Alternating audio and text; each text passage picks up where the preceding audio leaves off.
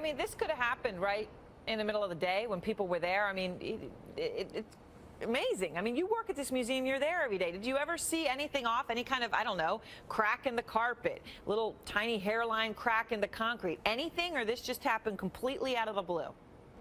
Out of the blue, completely out of the blue. We had no indication.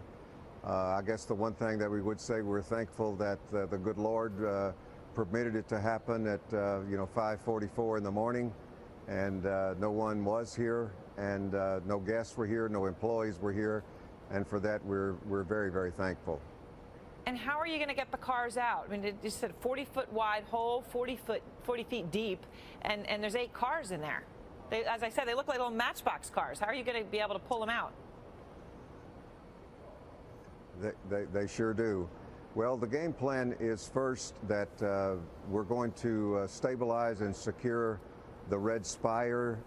You can look and see that some of that, the bottom of that is not resting on soil, and so the first game plan will be to stabilize that, and then to stabilize the area around the sinkhole.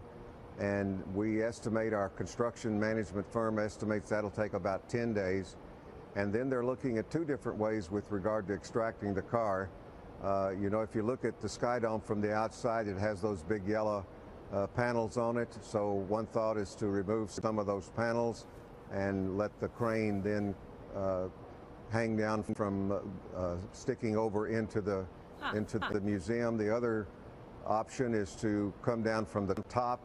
We do have a level, flat, probably about another 40-foot section up there that could be opened up, and the crane actually then come down straight from the very, very top. Before we go, obviously you're standing right in front of that hole, and I just have to ask you, I mean, you said this was out of the blue. I mean, are you afraid it could be bigger? Do you know? I mean, you had no idea it was there, so could there be other sinkholes under the museum? Could this one get bigger? Do you have any idea?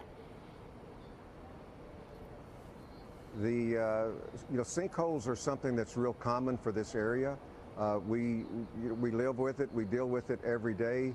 And of course, Mammoth Cave National Park is only 20 miles up the road from us. So this is we have the technology, we have the understanding, we have the engineering of how to build on top of sinkholes. This is a very strange occurrence.